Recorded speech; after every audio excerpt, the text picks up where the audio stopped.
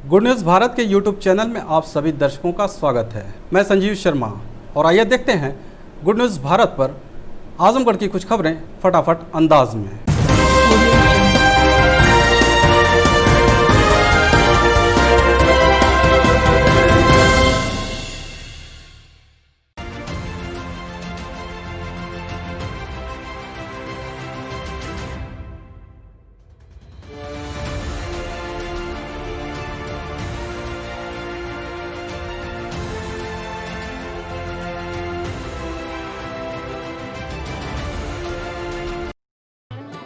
मैं घरभरन चौहान उर्फ जेसीबी ग्राम चकलालधर के सभी ग्रामवासियों को दशहरा एवं दीपावली डाला छठ की हार्दिक शुभकामनाएं देता हूं। सबके घर में सुख समृद्धि आए, यही घरभरन चौहान की हार्दिक शुभकामनाएं हैं। आजमगढ़ के लिए बड़ी खबर है। आजमगढ़ में मंगलवार को नरौली मोहल्ले में स्थित निजी क्षेत्र के hospital Rama multi speciality hospital and trauma centre में Rama blood and component centre का लोकार्पण हुआ। इस सेंटर का लोकार्पण बिहार के महामहिम राज्यपाल फागू चौहान ने दीप प्रज्वलित व फीता काटकर विधिवत शुभारंभ किया। इस मौके पर हॉस्पिटल प्रबंधन द्वारा कोविड-19 के अनुपालन को लेकर खास सतर्कता दिखी।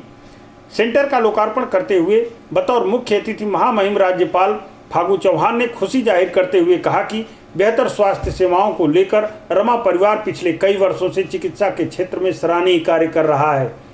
उन्होंने कहा कि निजी क्षेत्र के हॉस्पिटल में इस ब्लड बैंक की स्थापना के बाद अब आजमगढ़ और आसपास के जिले के लोगों को ब्लड के लिए परेशानी नहीं होगी। आम जनता को भाग दौड़ से निजात मिल जाएगा। इस सेंटर का लाभ समूचे पूर्वांचल वासियों को मिलेगा। उन्होंने कहा कि इस कार्य के लिए Rama multi speciality hospital and trauma centre के डायरेक्टर अमित सिंह व उनकी टीम की जितनी भी सराहना की जाए कम है। होगा तो किसी आदमी को एक्सीडेंट हो गया, किसी को आदमी को कहीं चोट लग गई तो उस काम के लिए जो है क्या कि ब्लड बैंक सहायक होगा, इसके लिए खुला है। विशिष्ट अतिथि वरिष्ठ अधिवक्ता शत्रुघ्न सिंह ने कहा कि मानव जीवन में रक्त की उपयोगिता को समझते हुए Rama blood and component centre की नींव रखी गई थी। पहले 1 यूनिट ब्लड एक ही मरीज के काम आते थे, लेकिन इस सेंटर के माध्यम से 1 यूनिट रक्त से 4 अलग अलग कंपोनेंट निकाले जा सकेंगे। आगंतुकों के प्रति आभार व्यक्त करते हुए रमा हॉस्पिटल के डायरेक्टर डॉक्टर अमित सिंह ने कहा कि रक्त की महत्ता से सभी परिचित हैं और सेंटर के माध्यम से रक्त सहेजने की जो हमने जिम्मेदारी लिया है, उनका लक्ष्य है कि 1 यूनिट रक्त से 4 जिंदगियों को सहेजा जाए। पहले से ही रमा परिवार गर्भवती महिलाओं के लिए निःशुल्क शिविर चला रहा है। अब आगामी समय में रक्तदान शिविर आयोजित कराकर ज़्यादा से ज़्यादा रक्त एकत्र कर मानव जीवन को बचाने का प्रयास करेगा।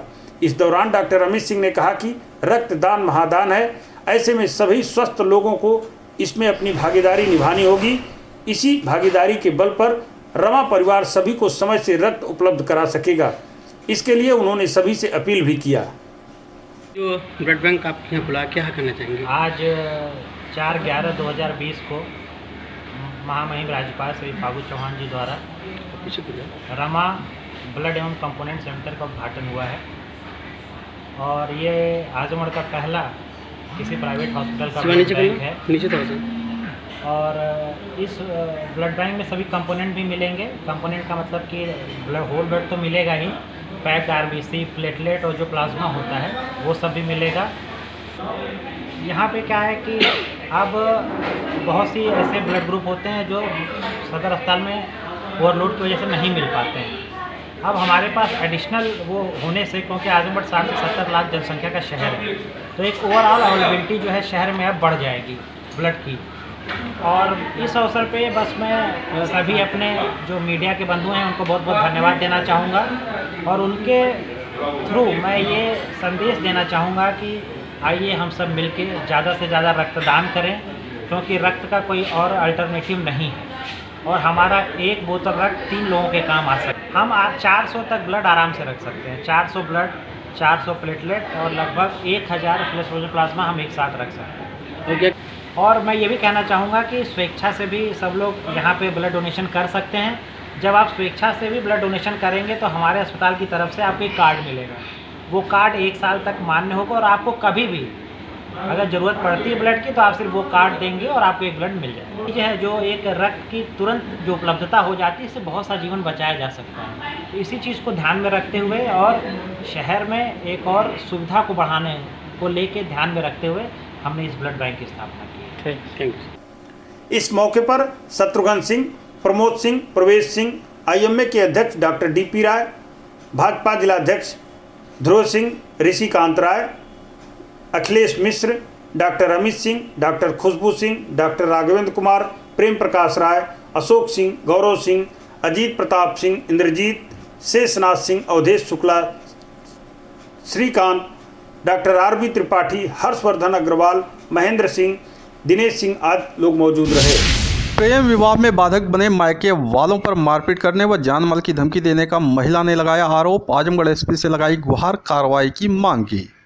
पुलिस अधीक्षक कार्यालय पहुंची मुबारकपुर क्षेत्र के रहने वाली पीड़ित महिला ने बताया कि वह वयस्क है और अपनी मर्जी से प्रेम विवाह की है। उसने कोर्ट मैरिज भी किया है, लेकिन उसके मायके वालों को ये शादी मंजूर नहीं है। लिहाजा उसके पति और ससुराल वालों को मायके वालों ने मारा पीटा और उसे जान से मारने की धमकी दे रहे हैं। जब इसकी सूचना उसने मुकामी थाने की पुलिस को दी तो उल्टा पुलिस उसके ससुराल वालों को कई दिनों से थाने में पकड़कर बैठाए हुए हैं। पीड़िता ने पुलिस अधीक्षक को शिकायती प्रार्थना पत्र सौंप गुहार लगाई है कि वह अपने पति के साथ अपने ससुराल में ही रहेगी। यदि उसे ज़बरदस्ती मायके भेजने की कोशिश की गई तो वह जहर खाकर जान दे देगी। महिला ने SP से मायके वालों के खिलाफ कार्रवाई की मांग की है। हम अपने इस बात पर शादी किए हैं, माँ बाप नहीं राजी थे, अपनी मर्जी से आकर किए हैं बात पर। वो लोग बुला रहे हैं, मार देंगे, वहाँ पर नहीं जाएंगे, अपने पति के साथ रहेंगे। हम कभी भी जाएंगे तो अपने पति के साथ जाएंगे, माँ बाप के यहाँ नहीं जाएंगे, अपनी मर्जी से किए हैं। कितना साल उम्र है तुम्हारा? 21 साल है। कहाँ शादी की थी तुमने? हाँ, कहाँ शादी की थी? हमारा कोर्ट मैरिज हुआ है। कहाँ पे? यही कि हम अपने पति के साथ रहेंगे और जोर जबरदस्ती कोई करेगा तो मैं मर जाऊंगी, जहर खाकर, माँ बाप से नहीं जाऊंगी। क्या कर रहे हैं आपके हमारे घर मायके वाले? हमारे ससुर को, सास को वो लोग 2-3 दिन से पकड़ कर बंद किए हैं, खाना वाना नहीं खिला रहे हैं, ले जाने भी नहीं दे रहे हैं, घर द्वार सब तोड़ दिए हैं लोग। हम जब भी जाऊंगे अपने पति के साथ जाऊंगी जहाँ पर गए।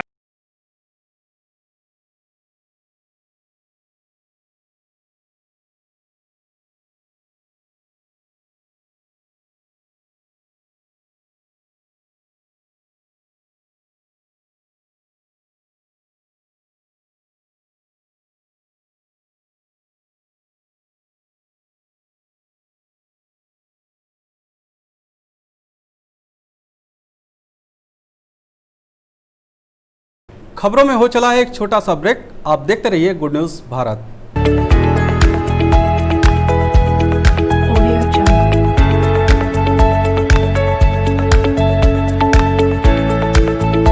ब्रेक के बाद एक बार फिर से आपका स्वागत है और आइए देखते हैं आजमगढ़ की खबरें फटाफट अंदाज में।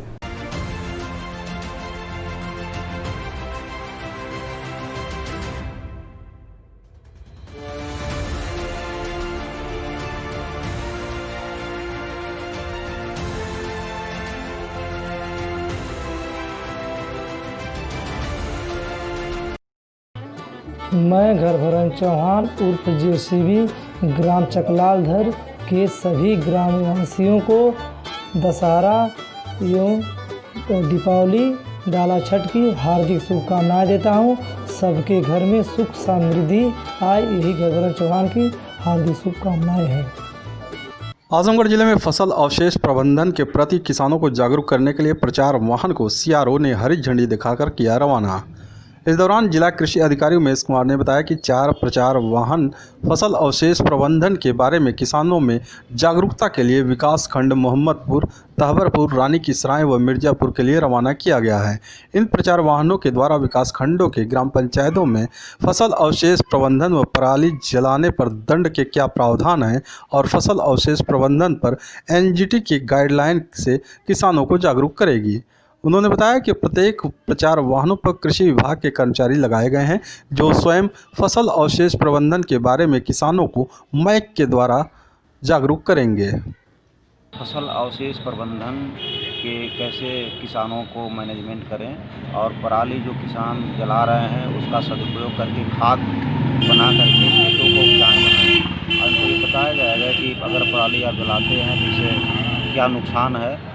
खेतों में जो आपके जीव लाभदायक जो कीटाणु हैं जीव हैं वो मर जाते हैं और साथ में जो हमारा ऑर्गेनिक कार्बन है वो भी जल करके नष्ट हो जाता है।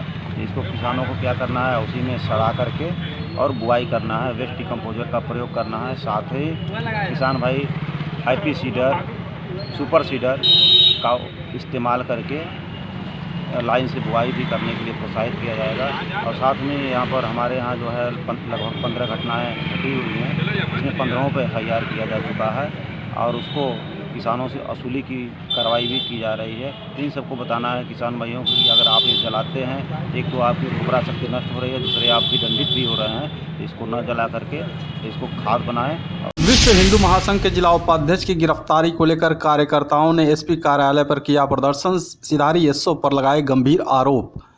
पुलिस अधीक्षक कार्यालय के बाहर प्रदर्शन कर विश्व हिंदू महासंघ के कार्यकर्ताओं ने पुलिस के खिलाफ जमकर नारेबाजी की। प्रदर्शन कर रहे विश्व हिंदू महासंघ के मंडल प्रभारी मनोज कुमार श्रीवास्तव ने सिधारी थानाध्यक्ष पर आरोप लगाते हुए बताया कि विश्व हिंदू महासंघ के जिला उपाध्यक्ष धर्मेंद्र यादव को बिना किसी कारण के 307 जैसी संगीन धारा लगाकर गिरफ्तार कर लिया। कारण पूछने पर बताया गया कि जिला उपाध्यक्ष ने अपनी गाड़ी से दूसरी गाड़ी में टक्कर मार दी थी, जबकि टक्कर लगी गाड़ी में कोई भी व्यक्ति मौजूद नहीं था, जिससे उनके कार्यशैली पर सवाल उठता है। उन्होंने कहा कि यदि जल्द से जल्द SO पर कार्रवाई नहीं किया गया तो महासंघ आमरण अनशन करने को बाध्य होगी। समस्या प्रदर्शन का ये है कि अभी कल हमें सूचना प्राप्त हुई कि सिधारी SO जो है बिना किसी कारण अकारण ही विश्व हिंदू महासंघ के जिला उपाध्यक्ष धर्मेंद्र यादव पर 307 जैसे गंभीर धारा में निरुद्ध करके जो है ये कार्रवाई किया जा रहा है। जब हमने पूछा उनसे फ़ोन पर जो है कि महोदय 307 जैसे हीनियस धारा है, आपने किस बुनियाद पर किस कारण से आपने लगाया है। तो वहीं इस मामले में SP सुधीर कुमार सिंह ने बताया कि जिसको विश्व हिंदू महासंघ के लोग अपना कार्यकर्ता बता रहे हैं, उनके खिलाफ एक एजेंसी के मालिक ने पैसे गबन का केस दर्ज कराया था। उसी को लेकर धर्मेंद्र यादव ने अपनी गाड़ी से एजेंसी मालिक की गाड़ी में जानबूझकर धक्का मारा था, जो CCTV फुटेज से साफ जाहिर हो रहा है। जानलेवा हमला करने के मामले में उन्हें गिरफ्तार कर जेल भेजा जा रहा है। देखिए, कल 2 दिन पहले एक मुकदमा दर्ज हुआ था। एनफील्ड की एक एजेंसी है, उनके मालिकों ने मुकदमा दर्ज कराया था कि उनके जो एक एम्प्लॉय थे उन्होंने लोगों से पैसा ले लेके और उसे उनके अकाउंट में जमा नहीं किया। करीब 30-35 लाख रुपए का गबन उसने किया। उसके संबंध में मेरे द्वारा एक मुकदमा पंजीकृत करने का आदेश किया गया था। उस मुकदमा पंजीकृत होने के बाद कल रात में एक धर्मेंद्र, जो उसका अभियुक्त था धर्मेंद्र यादव, वो आया और इनकी गाड़ी में पीछे से टक्कर मारी। उसमें उसके संबंध में मुकदमा लिखाया गया है और CCTV फुटेज से भी इस बात की पुष्टि हुई है कि उसने घातक रूप से आके टक्कर मारी और इन्हें जान का खतरा भी हो सकता था। उसी का मुकदमा पंजीकृत किया गया है। और क्योंकि ये बताते हैं कि वो इनका कार्यकर्ता है, लेकिन किसी भी दल का, किसी भी सामाजिक संगठन का कार्यकर्ता हो, उसे किसी तरह के आपराधिक कृत्य करने की इजाज़त नहीं दी जा सकती। दबाव बनाने का प्रयास कर रहे थे, आज आए थे, उन्होंने जो लिख के दिया उस पर हमने SP सिटी को मार्क किया है और SP सिटी जो बिंदु है उस पर जांच करके कार्रवाई करेंगे। वो अभियुक्त क्लियर है, अभियुक्त है और मुकदमा पंजीकृत है, आज जेल भेजा जाएगा। आजमगढ़ SP ने किन्नरों के एरिया बंटवारा को लेकर दोनों गुटों को बुलाया अपने कार्यालय, नहीं बन पाई सहमति। बता दें कि पुलिस अधीक्षक कार्यालय पर 2 दिन पूर्व किन्नरों का एक गुट दूसरे गुट पर मारपीट करने का आरोप लगाते हुए SP को शिकायती प्रार्थना पत्र सौंपा था, जिसको संज्ञान में लेते हुए SP सुधीर कुमार सिंह ने बुधवार को दोनों गुटों के किन्नरों को अपने कार्यालय बुलाया था, जिस पर किन्नरों के दोनों गुट SP कार्यालय तो पहुंचे, लेकिन एरिया बंटवारे का मामला नहीं सुलझ पाया। SP ने बताया कि आए दिन दोनों गुटों में मारपीट होती रहती है, लिहाजा दोनों गुटों को आपस में बैठकर आपसी सहमति से एरिया निर्धारण की बात कही है। सब मिलाकर यही कहा जा सकता है कि किन्नरों के एरिया बंटवारा विवाद अभी भी जस का तस बना हुआ है। किन्नरों के 2 पक्ष हैं और कई दिन से हमारे पास आ रहे थे कि एक अलग अलग पक्ष आया था कि ये इनके कुछ बंटवारे का है। इनका जो रेखा किन्नर है वो इन्हें अपने को प्रधान बनाते हैं, ये भी उसे प्रधान मानते हैं, लेकिन जो इनके जो आगे गुट हो गए हैं वो बंटवारा चाहते हैं। कुछ बंटवारा किया भी गया है, लेकिन अभी तक स्पष्ट नहीं हुआ है। आज दोनों पक्षों को मैंने बुलाया था और अभी बातचीत की जा रही है। यथासंभव कराने का इनका प्रयास किया जाएगा ताकि ये आपस में लड़े बचे। सर जैसे देखिए, आपस में सहमति से तो निकाला जा सकता है। हमेशा ये चीज़ें बंटवारा जो होता है इनके बीच में आपसी सहमति से ही होता है। अभी बातचीत की जा रही, कोई ना कोई आपस में निकले, क्योंकि ये सब इसलिए किया जा रहा है ताकि आपस में लड़ाई झगड़ा ना, रोज हर दूसरे तीसरे दिन मारपीट कर लेंगे तो इनके बीच में ये झगड़ा ना हो, इसीलिए ये इतना ये कार्य। आजमगढ़ जिले के सिधारी निवासी अधिवक्ता ने पट्टीदार पर लगाया आबादी की जमीन कब्जा करने का आरोप दीवानी न्यायालय में बैठे धरने पर।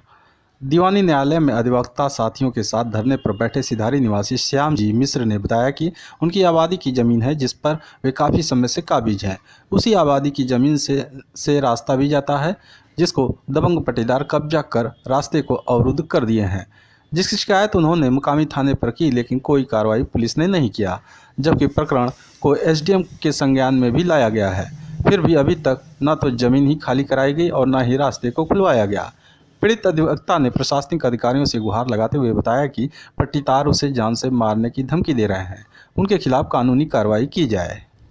हमारे मौके की ज़मीन आबादी की ज़मीन है जिस पर जो हमारा कब्जा रहा है और उसी ज़मीन को जो है हमारे पट्टीदार हैं राम दुलारे, गायत्री उनकी पत्नी हैं, उनके लड़के हैं अनिल, सुनील, और वो सब उनके जो है एक होकर के अशोक हैं, अशोक मिश्रा हैं, ये सब लोग मिल करके हमारी ज़मीन पर कब्जा कर रहे हैं और हमको धमका रहे हैं कि जान से मार डालेंगे अगर इधर आए, रास्ता भी हमारा रोक के बैठे। आजमगढ़ डीएम राजेश कुमार ने जिले में 3 नए कंटेनमेंट जोन बनाए जाने की घोषणा की। जिलाधिकारी ने बताया कि कंटेनमेंट जोन के निर्धारण के संबंध में दी गई व्यवस्था के अनुसार जनपद के राजस्व ग्राम रानी की सराय तहसील सदर, यादव बस्ती राजस्व ग्राम खरैला तहसील लालगंज, दुबान बस्ती राजस्व ग्राम सराय खुरशू तहसील लालगंज का संपूर्ण क्षेत्र कंटेनमेंट जोन होगा। इन क्षेत्रों में कंटेनमेंट जोन प्रोटोकॉल का 100% अनुपालन सुनिश्चित किया जाएगा, जिसमें कॉन्ट्रैक्ट ट्रेसिंग चिकित्सा अधिकारी द्वारा किए गए रिस्क निर्धारण के आधार पर व्यक्तियों को होम या इंस्टीट्यूशनल क्वारंटाइन किया जाना है। देवगांव के जंगी मोड़ पर अनियंत्रित होकर बाइक सवार गिरकर गंभीर रूप से हुआ घायल, भेजा गया अस्पताल। देवगांव मेहनाजपुर मार्ग पर स्थित जंगी मोड़ के करीब दोपहर 2:30 बजे देवगांव से कठरमा की ओर जा रहा एक बाइक सवार बाइक के अनियंत्रित होकर गिरने से गिरकर गंभीर रूप से घायल हो गया। सूचना पाकर घटना स्थल पर पुलिस भी पहुंच गई तथा आनन फानन में लोगों द्वारा उसे अस्पताल भिजवाया गया। कठरमा गाँव निवासी यह व्यक्ति दूसरे की बाइक लेकर बाजार आया हुआ बताया जा रहा है और वो गिरकर गंभीर रूप से घायल हो गया। उपरोक्त मार्ग पर इस समय नाली का निर्माण भी हो रहा है तथा सड़क पर गिट्टी और बालू भी गिरे हुए हैं, जिससे लोगों को और आने जाने में असुविधा हो रही है।